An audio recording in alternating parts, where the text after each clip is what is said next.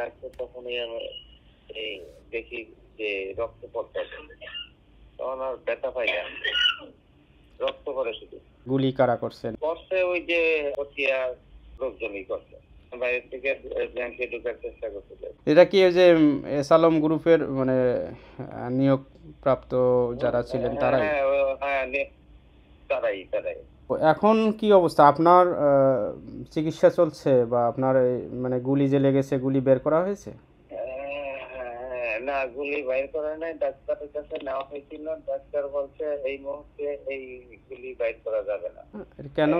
এই গুলি গুলি বাইর করা যাবে না, এটা গুলি বাইর করার নিয়ম নাই বলে এটা নাকি এখন চলন্ত অবস্থায় গুলি থাকে, ভিতরে নড়াচড়া করে। আচ্ছা। সেই জন্য 1 সপ্তাহ সময় দিতে আর কি, 7 দিনের ভিতরে, 7 দিন পরে হয়তো তারা একটা করে দেখবে, তারা অপারেশন করার চিন্তা করবে। ইসলামী ব্যাংকে আসলে অস্থিরতা যে চলছে এটার মূল কারণটা কি? না, এখন অস্থিরতা তো আজকে যে ঘটনা, এটা ওরা কেন দখল করতে আসলো, ওরা ঢুকতে চাইলো, গুলি করলো। অন্যান্য প্রতিষ্ঠানে যেরকম আওয়ামী লীগের কর্মচারীরা আসে না, যারা আওয়ামী লীগ করতো, এরা ভয়ে আসে না, এরা ওরকম ভয়ে আসে না, এইভাবে অস্ত্র শস্ত্র নিয়ে এইভাবে আসা। 17 সালের পরে প্রায় মানে 14,000 নিয়োগ দিচ্ছে, সেগুলোর কোনো ধরনের নিয়োগ পরীক্ষা ছাড়াই, এবং বেশিরভাগই পটিয়া চট্টগ্রাম অঞ্চলের। এটা আসলে বেশিরভাগই সবই ওদের আপনার পরীক্ষা নাই, দরখাস্ত নাই, অনেক পরে জয়েন করার পরে দরখাস্ত নিচে, এরকমও আছে আপনার। এগুলো কি আসলে ব্যাংকের আইন অনুযায়ী করতে পারে, মানে পরীক্ষা ছাড়া কোনো নিয়োগ দিতে পারে কোনো ব্যাংক? আইনের কথা তো অন্য জিনিস, আইন তো ওরা যা বলে সেটাই আইন, এতদিন চলছে আপনার। আইন তো অ্যাডভার্টাইজমেন্ট ছাড়া কোনো লোক নিতে পারে না, আইনও তো ওইটা তো দেয়নি।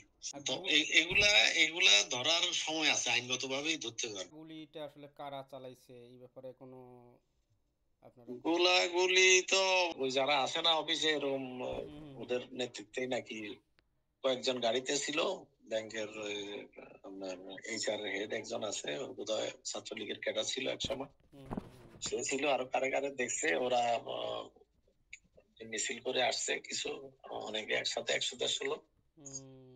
গাড়িতে ছিল কয়জন, গাড়ি থেকে ওরা অর্ডার দিছে, গুলি করে আবার ওইদিকে চলে গেছে। গুলি মূলত ওদের মধ্য থেকে আসছে, মানে এখানে কোনো পুলিশ ছিল না, বা মানে পুলিশ তো গুলি না, পুলিশ সারা বাংলাদেশে নাই, পুলিশ কোথাও নাই, একটা আনসার কোথাও নাই, একটা আর্মি কোথাও নাই। যে আমাদের ব্যাংকে আরেকটা অকারেন্স, ফটফটজারি টাইপের একজন অফিসার অনেক টাকা ছড়াই বলছে, ধরা পড়ছে, তাকে যে পুলিশে দিব মামলা করে, একটা মামলা করবো, ওই অবস্থাও নাই।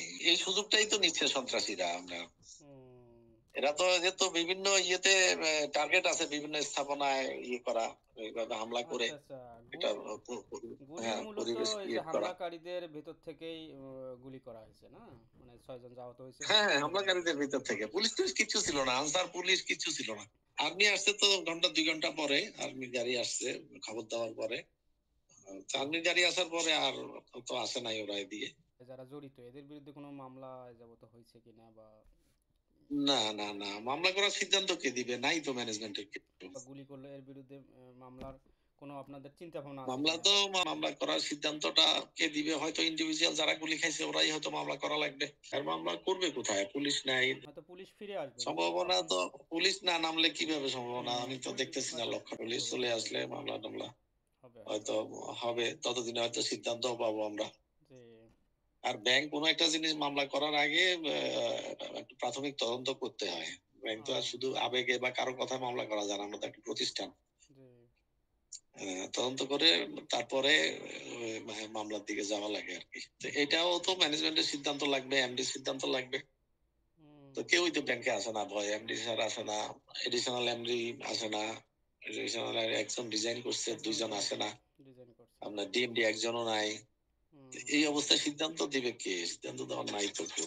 যারা ব্যাংক থেকে ঋণ দিয়েছে বা এসএলএম গ্রুপকে মানে টাকা পাচার করার সুযোগ দিয়েছে, তাদের ব্যাপারে মানে আইনগত ব্যবস্থা নেওয়ার মানে কোনো চিন্তা ভাবনা আছে কিনা? অবশ্যই এটা তো বাংলাদেশ ব্যাংকই নিবে, বাংলাদেশ ব্যাংক এবং দুদক, এই দুইজনকে তো অ্যাসাইন করা আছে, তদন্ত করে দোষী ব্যক্তিদের বিরুদ্ধে ব্যবস্থা নিবে। আর ব্যাংক ম্যানেজমেন্ট সিদ্ধান্ত নিয়ে অডিট করে, এতদিন তো অডিট হয় নাই, কিছুই হয় নাই। এগুলা ম্যানেজমেন্ট চেঞ্জ হলেও অডিট টডিট করে যদি দোষী যাদের হয় ওদের বিরুদ্ধে ব্যাংকও ব্যবস্থা নিতে পারে।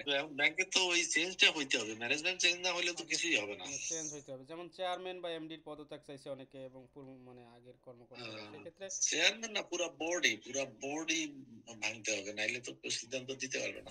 পদত্যাগ যদি না করে তাহলে এই যে ঊর্ধ্বতন কর্মকর্তা বা অবৈধভাবে ভাবে যারা নিয়োগ পেয়েছে তাদের অপসারণ করার কোনো মানে আইনগত বাধা আছে, না ব্যাংক করতে পারে? যারা অবৈধ নিয়োগ ওগুলা তো ব্যাংক আইনগত ভাবে বাতিল করতে পারে। আগামীতে মানে নিয়োগ প্রক্রিয়া মানে বা এই যে পরীক্ষা পদ্ধতি মানে সবকিছু স্বচ্ছতার সাথে হবে। তা তো অবশ্যই এর আগে ইসলামী ব্যাংকে তো 100% স্বচ্ছতার সাথে নিয়োগ হতো এরা আসার আগে। এই ট্রেডিশনই তো ছিল না, একটা পরীক্ষা ছাড়া, ভাইবা ছাড়া, রিটেন ছাড়া কোনো একজন ঢুকতে পারবে এই সিস্টেমই জানাই ছিল না ইসলামী ব্যাংকের। কেউ একজনও নজির, পিয়ন থেকে আরম্ভ করে যেই পোস্টই হোক এরকম নজির ছিল না ইসলামী ব্যাংক।